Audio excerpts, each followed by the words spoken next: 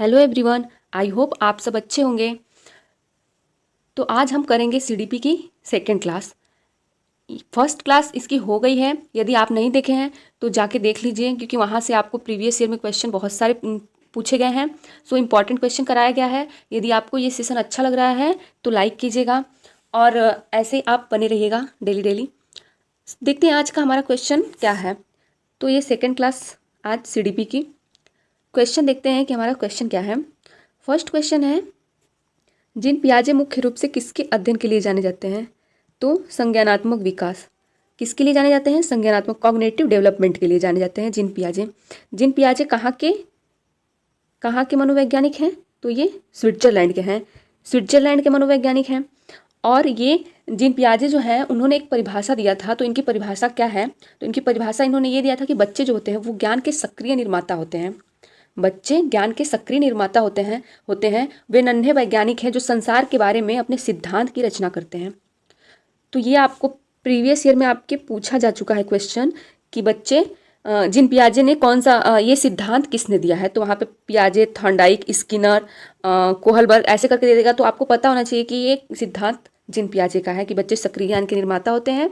वे नन्हे वैज्ञानिक होते हैं जो संसार के बारे में अपने सिद्धांतों की रचना करते हैं। सो यहाँ पे आपको 2 क्वेश्चन हो गए। इनका एक और देखेंगे कि इन्होंने अपने संज्ञानात्मक विकास की कितनी अवस्थाएं बताई हैं। ये इनकी कितनी अवस्थाएं हैं? तो फर्स्ट इनकी अवस्था है जो कि 0 से 2 वर्ष तक होती है, वो संवेदी अवस्था होती है, जिसमें कि बच्चा अपने सेंसरी मोटर से काम करता है। जो उसकी ज्ञानेंद्रियां होती हैं उनसे वो काम करता है, जैसे आँख हो गए, उसके नाक हो गए, मुख हो गए, ये सब सेंसरी मोटर स्किल से वो काम करता है, जो 0 से 2 वर्ष तक का बालक होता है। सेकंड देखते हैं कि पूर्व संक्रियात्मक अवस्था। सेकंड होता है पूर्व संक्रियात्मक अवस्था, जो 2 से 7 वर्ष तक होता है। सेकंड पूर्व संक्रियात्मक अवस्था। थर्ड आपका होता है मूर्त संक्रियात्मक अवस्था, जो 7 से 11 वर्ष तक होता है। 7 से 11 वर्ष तक होता है मूर्त संक्रियात्मक अवस्था। फोर्थ देखेंगे क्या है? औपचारिक संक्रियात्मक अवस्था। औपचारिक संक्रियात्मक अवस्था जिसका काल होता है 11 से 15 वर्ष।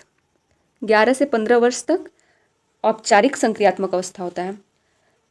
तो दोस्तों यहाँ पे हम जीन पियाजे से जितने भी आपके क्वेश्चन बन सकते हैं यहाँ पे हमने किया है। आगे और भी देखेंगे जो भी क्वेश्चन बनेंगे यहाँ से। और एक है कि ये संज्ञानात्मक जो विकास है इसको और किस नाम से जानते हैं? तो हम इसको संज्ञानात्मक विकास तो कहते ही हैं, इसका और 2 नाम है, जिसको विकासात्मक सिद्धांत और अवस्था का सिद्धांत। यदि आपको एग्जाम में ये ना देके पूछ लेता है कि विकासात्मक सिद्धांत किसने दिया है या फिर अवस्था का सिद्धांत, तो दोनों हो जाएगा। ये जीन पियाजे दिए हैं, जीन पियाजे। ठीक, नेक्स्ट क्वेश्चन देखते हैं क्या है। नेक्स्ट क्वेश्चन है कि अल्बर्ट बंडूरा किस सिद्धांत से संबंधित? तो आंसर हो जाएगा सामाजिक अधिगम सिद्धांत। अल्बर्ट बंडूरा किस सिद्धांत से संबंधित है? तो सामाजिक अधिगम का सिद्धांत।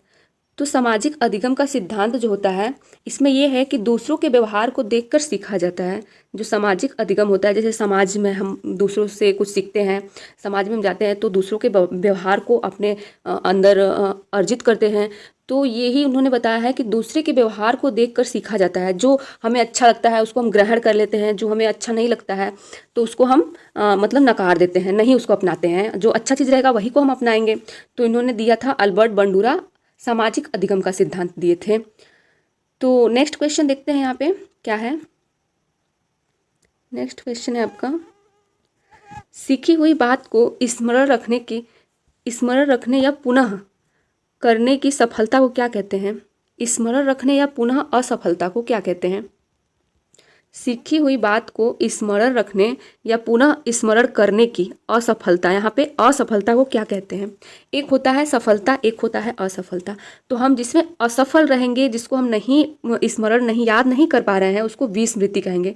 नहीं होता है कि हाँ हमें वो याद नहीं हो रहा है, हमारे माइंड से बार बार वो निकल जा रहा है, तो हमें याद नहीं हो रहा है। उसको जितनी बार स्मरण करना मतलब याद करना, उसको हम याद नहीं कर पा रहे हैं। तो एक होता है स्मृति। स्मृति मतलब किसी चीज़ को याद रखना, विस्मृति मतलब भूल जाना।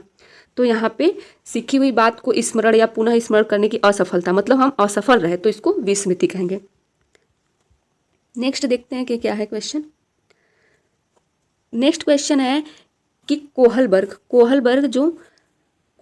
सिद्धांत किस विकास से संबंधित है? कोहलबर्ग का सिद्धांत किस विकास से संबंधित है? तो नैतिक विकास से संबंधित है इनका सिद्धांत। नेक्स्ट देखते हैं क्या है, अभिप्रेरणा का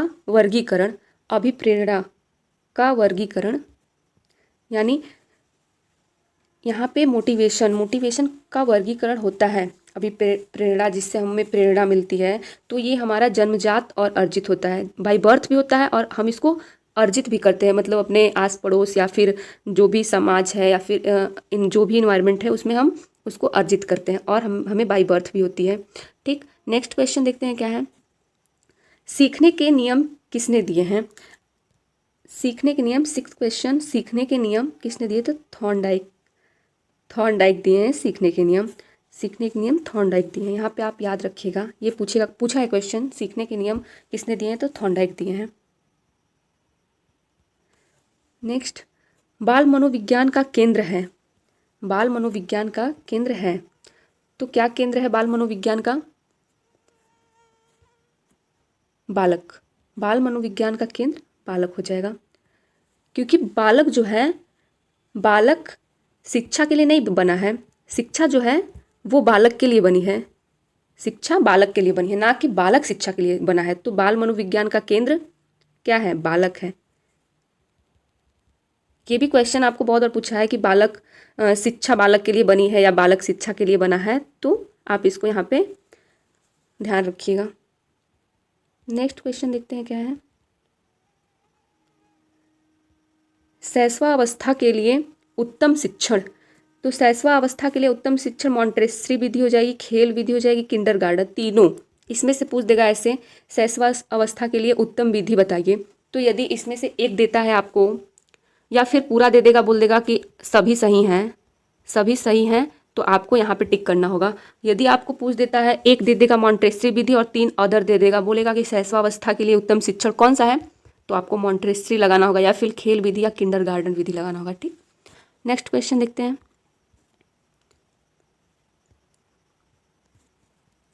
ये है, सीखने की वह अवधि जब सीखने की प्रक्रिया में कोई उन्नति नहीं होती है।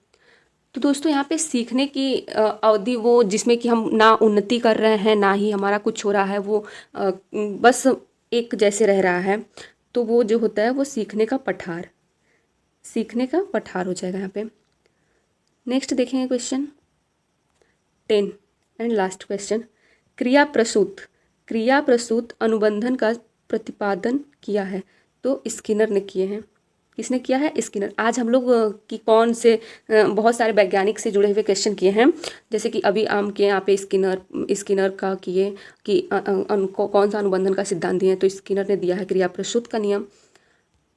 तो जैसे कि अब हम यहाँ स्किनर देखे हैं, फिर आपको थॉर्नडाइक भी देखे हैं, फिर ये कोहलबर्ग का देखे हैं, ऊपर हम पियाजे देखे हैं, फिर बंडूरा को देखे हैं। तो आज हम बहुत सारे वैज्ञानिकों के बारे में जाने हैं कि किसने कौन सा सिद्धांत दिया है। सो गाइस, यदि आपको ये सेशन अच्छा लगा हो तो इसको लाइक कीजिएगा। यदि आप नोट्स बना रहे हो तो आपको अच्छा रहेगा, क्योंकि आप एग्ज़ाम टाइम में उसको रिवाइज़ कर सकते हैं, बहुत ही कम समय में रिवाइज़ कर लेंगे। तो यदि आपको सेशन अच्छा लगा तो लाइक शेयर सब्सक्राइब करें, एंड नेक्स्ट क्लास में मिलते हैं। तब तक के लिए thanks and take care, bye bye.